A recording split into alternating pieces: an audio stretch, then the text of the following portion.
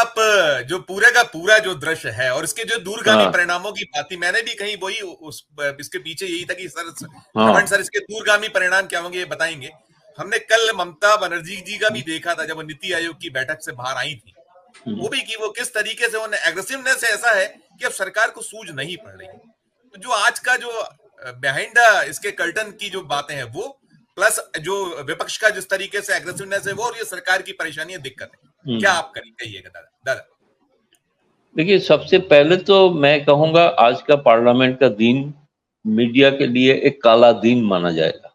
जी दादा। आपातकाल के समय में भी पार्लियामेंट का अंदर मीडिया का घुसने का कोई पाबंदी नहीं था। मीडिया के ऊपर हमला हुआ था, बात सही है, लेकिन पार्लियामेंट जाने के लिए कभी कोई रोका नहीं था। लेकिन इस टाइप का जो पत्रकार वहां पे सालों के साल वहां जाके मीडिया राजनीतिक नेता से बातचीत करते थे, उसका और प्रोफेशनली उसका बाइट लेते थे, उसके लिए आज ही पहली बार मना कर दिया गया था। ये अद्भुत एक स्थिति है। सबसे पहले तो सारे मीडिया का तो परमानेंट पासेस कैंसिल हो चुका है। हम लोगों को तो अभी भी मानता है हम ही शायद कोरोना वायरस है, इसलिए हमको जी जाने नहीं दिया जाता है। जो सारे जो long and distinguish service passes holder है सबको कैंसिल्ड है, किसी को जाने नहीं दिया जाता है। ये कौन सा लोकतंत्र है? भारत में लोकतंत्र का डंका बज, मदर ऑफ डेमोक्रेसी, ये मदर ऑफ डेमोक्रेसी है। ये पार्लियामेंट के अंदर जिसमें कहा गया था इंग्लैंड का हाउस ऑफ कॉमन्स में कि फोर्थ पिलर है ऊपर जो बैठा है, पहले 3 पिलर था, चौथा पिलर है वो है जो ऊपर गैलरी में बैठा है। ये यहाँ पे ये लोग गर्व से कहते हैं कि हम वेस्टमिनिस्टर मॉडल फॉलो करते हैं।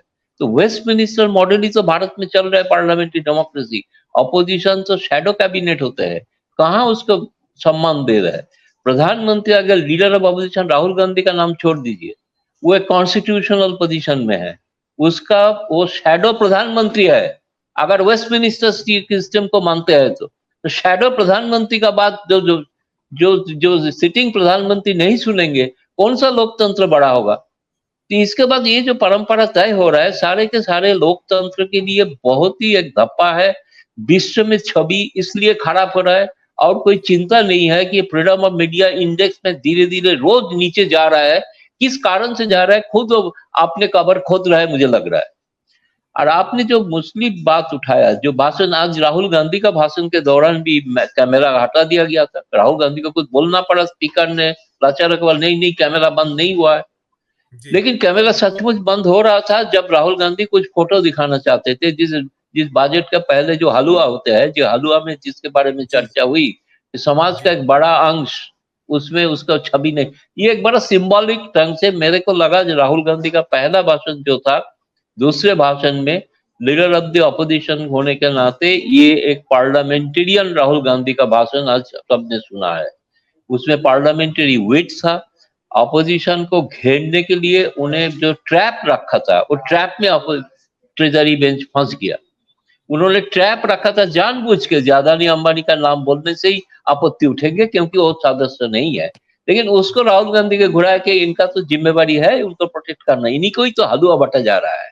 तो ये जो इस तरीका, राजनाथ सिंह जब बोल रहे थे कि आप बजट पे करिए, तो राहुल गांधी ने तो बोल दिया कि अग्निवीर के लिए कोई पेंशन का 1 पैसा भी बजट में नहीं रखा, वो तो बजट का ही बात है। ईद हाउस से उन्होंने कमिट किया कि इसी हाउस में फार्मर्स के लिए लीगल गारंटी एमएसपी अगर संभव है, ये इंडिया गठबंधन का सरकार बन जाते हैं तो वो लागू करेंगे। दूसरी बात है जो उन्होंने कहा अग्निवीर स्कीम का भी खत्म करेंगे। इसके साथ साथ बाकी जो लोगों का, जैसे उन्होंने कहा जो मिडिल क्लास को जो पीट और बुक में जो छोरी मारा, उसके लिए भी वो करेंगे कुछ। इस तरह का जो भाषण उन्होंने कहा है, मुझे लग रहा है कि ये आम जनता का भावना पार्लियामेंट्री का प्रैक्टिस से यूज करके उन्होंने किया है। बहुत ही अच्छा लोगों को समझ में आ जाता है। क्योंकि अगर को बहुत ही, निर्मला सीतारमण शायद एक्सपेक्ट कर रहे थे कि राहुल गांधी बड़ा बड़ा इकोनॉमिक जार्गन यूज करेंगे, जैसे बहुत सारे वित्त मंत्री करते हैं, पहला वित्त मंत्री रहे। ऐसे आप अगर भाषण सुनेंगे, चिदम्बरम का बयान सुनेंगे, तो लगता है कि एक इकोनॉमिस्ट बोल रहा है। तो राहुल गांधी एक पॉलिटिशियन की तरह बात किया, लेकिन उसमें बहुत गहरा बजट का जो जिसको हम कहते हैं अंतरशासन, हलो हलो नहीं शब्द बजट, जिसमें उन्होंने लिखा जो नीट के बारे में उन्होंने कहा कि एजुकेशन में 2% भी एलोकेशन नहीं है, जी ये भी कहा है। तो ये तो बजट का ही बात हुआ ना, लेकिन जिस ढंग से उन्होंने कहा लग रहा है कि लोगों को अजीब वो कोई मैदान में भाषण दे रहा है, ऐसे नहीं है। पार्लियामेंट्री टैक्टिक्स यही होना चाहिए, ताकि क्योंकि भाषण लाइव टेलीकास्ट हो रहा है, लोगों सुन रहे हैं, लोग देख रहे हैं। इसके साथ बाद में सब बहुत ही अच्छा लगा, बहुत सारा आज पॉलिटिशियन मीडिया के ऊपर जो पाबंदी लगाया गया इसके प्रतिवाद किया। स्पीकर के साथ जो मीटिंग हुई बिजनेस एडवाइजरी कमेटी, उसमें कांग्रेस का डेप्यूटी लीडर वो मुद्दा उठाया। आम आदमी पार्टी का राघव चाड्डा ने चेयरमैन को पत्र लिखा।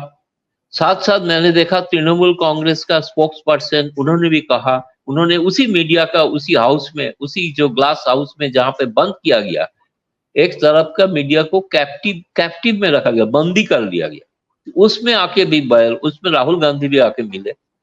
तो इसलिए मेरे को लगता है कि इस मसला को उठाना चाहिए कि ये लोकतंत्र के लिए बहुत ही खतरनाक चीज हो रहा है। अब मीडिया, जिस मीडिया आपके साथ दिया था, आप आज उस मीडिया को भी आप जाने नहीं दिए। ये तो गोदी मीडिया को सोचना चाहिए कि आप लोग जिसने सर्व किया है सरकार के लिए, आपके आज ये हुआ कि आपको आज एक कमरे में बंद कर दिया गया, ये आपके लिए शर्म की बात है।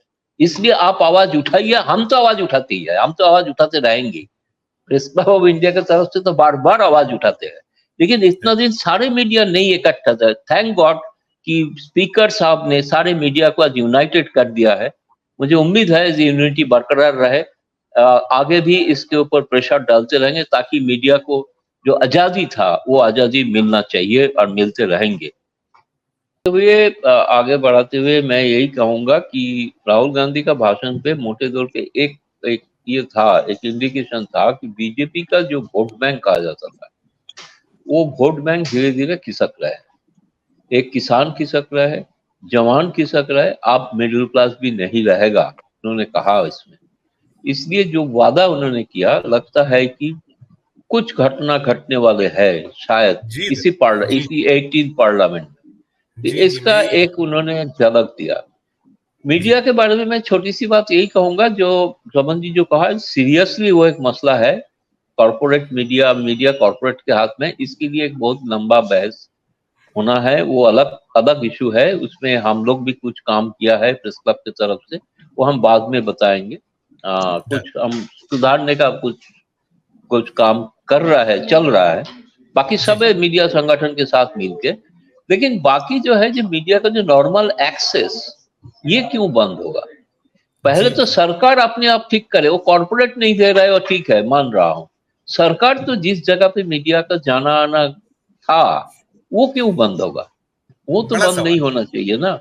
इसलिए ये हम मजबूर होके, पुराना हमारा जितना प्रेडिसेसर था उन्होंने भी लड़ाई किया था, बात हम भी उसको जारी रखेंगे, आगे भी लड़ेंगे। पहले तो सरकार का जवाबदेही हम मांगेंगे, उसके बाद तो निश्चित तौर पे कॉर्पोरेट के साथ भी करना है, ये छोड़ना नहीं है। इसी बात बोलते हुए बहुत बहुत धन्यवाद आप लोगों को, सबको नमस्कार। प्रदीप जी भी बहुत अच्छे बोल रहे थे, मानना ही पड़ेगा। समन जी भी, क्षमा चाहता हूं, मैंने हाथ जोड़ते हुए यही क्षमा चाहिए थी कि मैं बीच में आपको इंटरप्ट कर रहा हूं, बहुत क्षमा कीजिएगा। नहीं, श्रवण जी का सर्टिफिकेट मिल गया तो ये तो और क्या चाहिए, मतलब सबसे अच्छी बात उन्होंने कर दिया।